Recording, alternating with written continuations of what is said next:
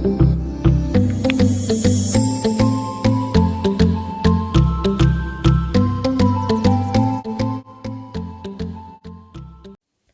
students. So in the previous class under electricity, we have discussed the very important concept or the law, Ohm's law we have discussed.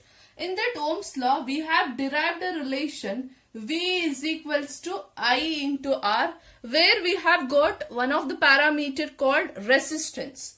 Now we know that what is resistance? Resistance is nothing but opposition offered by an atom for the flow of electrons.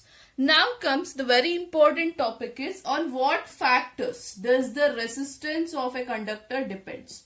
On what factors does it depend? This is one of the important questions which will be asked, and how it depends on the certain factors. So first factor is the resistance depend upon length of the conductor. Resistance depend upon length of the conductor. For instance, if I take any conductor here, how the resistance is depending upon a length of the conductor means, if I am going to increase the length of the conductor, if I am going to increase, for example, this is the L is the initial length of the conductor. Now, if I increase the length means, it may become 2L.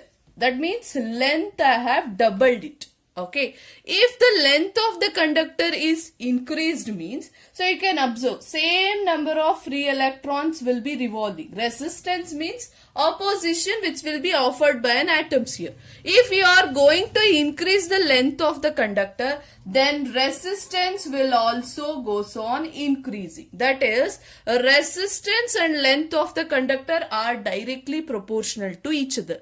If I increase the length, then resistance will also increases. Why? Because means even though if you increase the length, whatever if you increase the length, the resistance which will be offered by the conductor will be same. So for instance, if you take an example, so the electrons will be revolving here. The same manner he will be revolving in the second conductor also. So if I am going to increase the length means, only the length of the conductor will increase, not the width. Okay, when the only length is increasing, the escaping of the electrons from the atom, that means from the opposition, will be very less.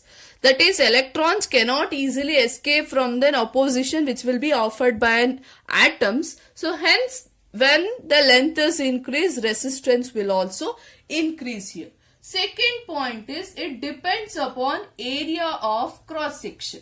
How it depends upon area of cross section means, so for example, first this was the A. Let me take this is the area of cross section A.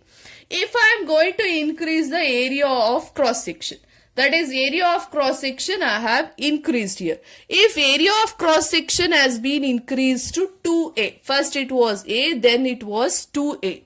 You can observe if the width has been increased means the escaping of the electrons inside the conductor will be very high.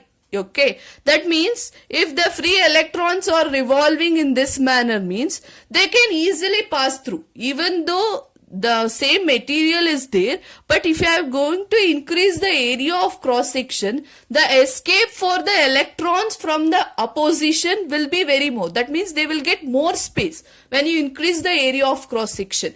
So that means resistance is inversely proportional to area of cross section. That means if I am going to increase the area of cross section, that means if I am going to make a width is more means, then resistance will be very less. They are inversely proportional to each other. Why resistance is very less means the escape of the electrons from the opposition will be very more. They can easily escape from that. So that is the second factor in which it depends upon resistance. That is, resistance is directly proportional to length of the current conductor. Resistance is inversely proportional to area of cross section, and the resistance depends upon temperature. This is the very important topic. Resistance will also depend upon temperature. That means if I am going to, for instance, if I am going to temperature of the substance has been increased. That means at certain amount, at room temperature, we will say certain temperature will be there. When the temperature is decreased, when the temperature is increased, that also depends upon the resistance. So when, for example, the temperature of the given conductor has been increased, means the escape of electrons, that means the fast moving, the electrons in an atom, that is outermost orbit of an atom, the electrons will move from one point to another point. When these electrons are moving, when I am going to increase the temperature, the electrons will move in a random position. That means there is no exact path for them, so that when that randomly they are moving, they will get more opposition from the conductor. So that means it depends on, resistance is directly depending upon the temperature. That is, if temperature is increased, resistance will also increase. I think now you got the point. In the Ohm's law, we have specified that V is directly proportional to I only when the temperature remains same. Why the temperature should remain same means, if temperature is increased, then resistance will also increase. If resistance is increasing in that substance, means then there is reverse of this. That means V and I will not be directly proportional to each other. And the last point is nature of material. Resistance depends upon nature of material. What does this nature of material means? Even though if you take a conductor, means there may be copper, there may be aluminium, there are different type of materials will be there. If you take different type of material, means whether these materials will have same number of free electrons. So for example, if I take copper may have 4 free electrons, just an example. Aluminium may have 3 free electrons. That is, we don't know exactly how much number, and also we can't say that 2 are also having same number of free electrons. So that is why nature of material also it depends, whether it is, even though it is conductor, whether it is copper or aluminium. If more free electrons, less resistance. If I compare copper and aluminium now, copper is having more number of free electrons. That means copper is, compared to aluminium, will have low resistance.